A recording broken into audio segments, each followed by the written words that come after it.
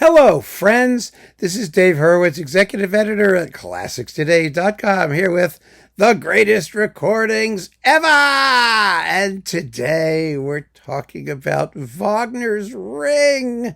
Oh, yes. You know, who would have ever thought that there were actually a batch of them vying as contenders for the title of greatest recordings ever? Actually, several of them belong there.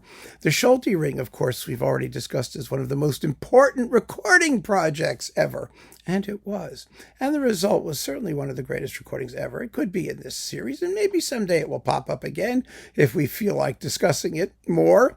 But for the moment, I just think we have to acknowledge the excitement, the thrill, the fact that it was rescued from oblivion. This one, the Keilberth, 1955, right? 1955 on Testament. I mean, this was recorded experimentally, as it turns out, in stereo by Decca and never released for various, legal and other reasons that were sort of entangling things. And Testament finally got its paws on it and released the whole cycle, first as individual operas and then in this handy-dandy little box, which I have no idea if it's still available. But it's on 14 CDs. It is in stereo. It is live from Bayreuth. And I really think that when you're doing ring cycles, in most of the major Wagner operas, you've got to throw a Bayreuth set in there somewhere.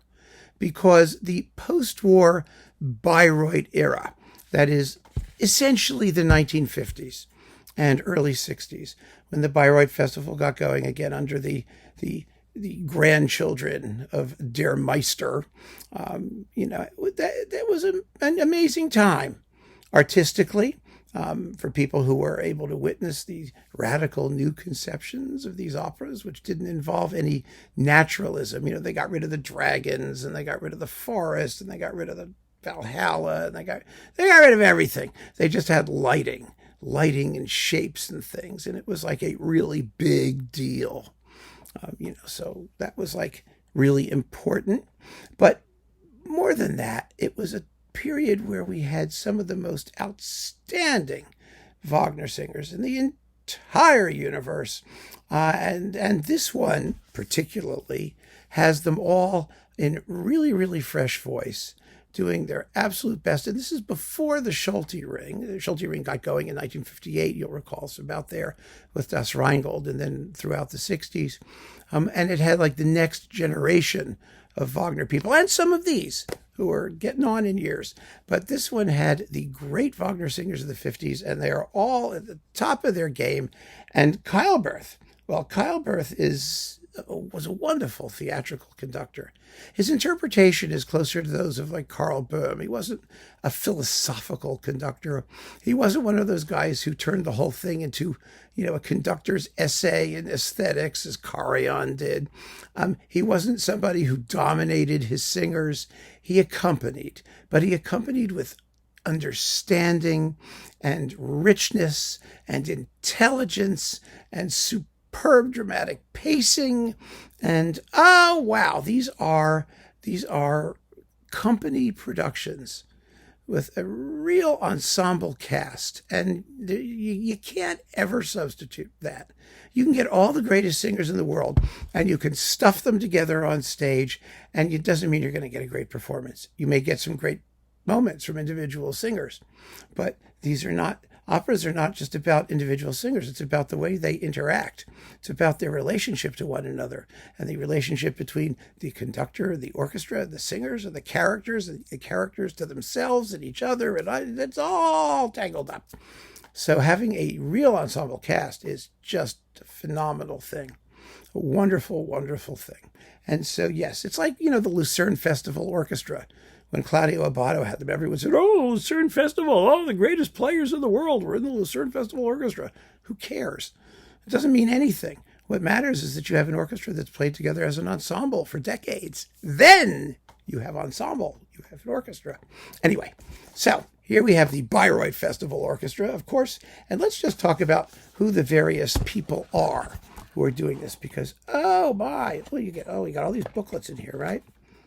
We got two big fat booklets, What is this? I don't know why those are the notes.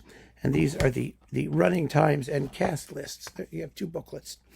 I don't pay attention to the booklets. I just play the music, Das Rheingold. Okay, Wotan Hans Hotter. He was the great Wotan of his era, and he was also the Schulte and everyone else's cycle. He was Wotan. He was the Wotan guy. Fricka is Georgina von Minkovich. Well, people don't know who she was anymore, but she Milinkovic. There we go. That's her name. But she was quite good. Rudolf Lustig is Loga. Alberich, of course, has to be Gustav Neidlinger.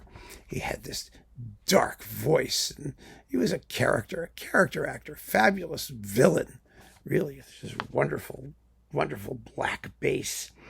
Mima was Paul Kuhn, who was always, a sort of nice, whiny little tenor thing.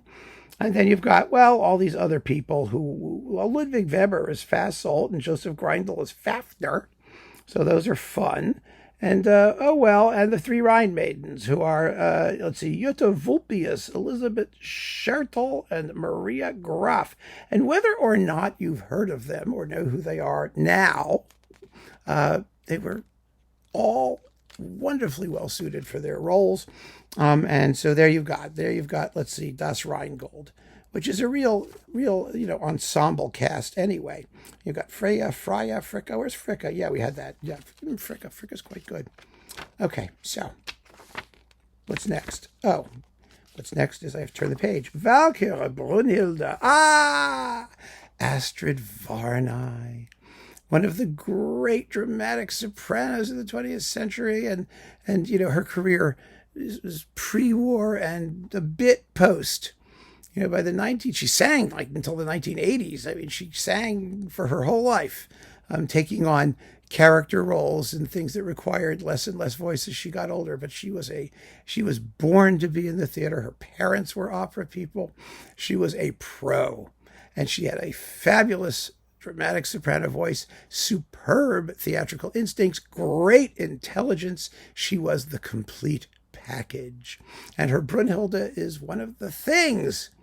So thank God it was preserved in stereo. She didn't make a lot of studio recordings for some reason, and she should have made lots more than she actually did. But fortunately, we have this ring, which preserves her Brunhilde, and it's one of the reasons this is one of the greatest recordings ever. It just has to be. Sieglinde is Gray Brouwenstijn. She was wonderful. She was a lovely, feminine, sweet, terrific Sieglinde. Wotan, of course, is Hans Hotter. Having the cast consistently throughout the ring is like a big deal. Sigmund Ramon Vinay. He was also a very, very fine tenor. Hunding is Josef Greindl. And Fricka is Georgina von Milinkovic again. I mean, you've got these things. You've got this whole pile of Valkyries, who are screaming. And actually, one of the Valkyries, Grim Gerda, is also Fricka. Georgina pops up again as a Valkyrie, which was nice of her to do that. They did those things in those days. So there you go. And there they are. Wotan and,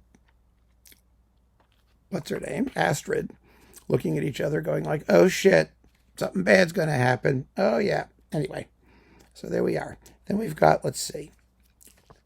Oh yes, Siegfried. Well, now we get Siegfried. And with Siegfried, we get Wolfgang Windgassen, who was the big Helden tenor, Siegfried type person of the day. And he was in very good voice in 1955. That's really, really good. He was also doing Siegfried for Schulte quite a bit later. But here you have him in fresher voice. Brunhilde is Astrid Varnay. Wotan is their Wanderer, Hans Hotter. Alberich is back. Gustav Neidlinger. Mima is back. Paul Quinn. It's just great. Fafner is back. Josef Greindl. And the bird thing. The wood bird thing is Ilse Holweg. And whenever you needed a bird, I guess you got Ilse. And then we've got, let's see, Götterdämmerung, Brunhilde, Astrid Varnay. Yeah, she'll one hell of an immolation scene. She immolates with the best of them, let me tell you. Siegfried is Wolfgang Windgassen. Gunther, a new guy, Hermann Uda. Waltraute, Maria von Bosvoy. Alberich is Alberich, of course. Gustav Neidlinger. Joseph Greindl is back as Hagen this time. Gutruna is Grey Brouwenstijn, who is no longer Sieglinde. She pops up as Gutrune Gebitsch, as Anna Russell would say. And let's see, who else have we got? Well, the three Rhine maidens are all back doing their thing. And the second Norn is Georgina von Milinkovic, who is, no longer Fricka or one of the Valkyries. She was all over the place, wasn't she? So anyway, there you get the point, right? I mean, it's just fantastic casting. People who really know their stuff in productions that were lived in and comfortable for all of the people concerned, recorded and preserved in stereo. The thought that this could have been lost to posterity forever doesn't even bear considering. So there you have it, friends. One of the great recordings ever. The greatest of one of the greatest emanations of the human mind ever. So wow, baby, yeah. Live a little, have some ring, and keep on listening, friends. Thanks for joining me. Take care.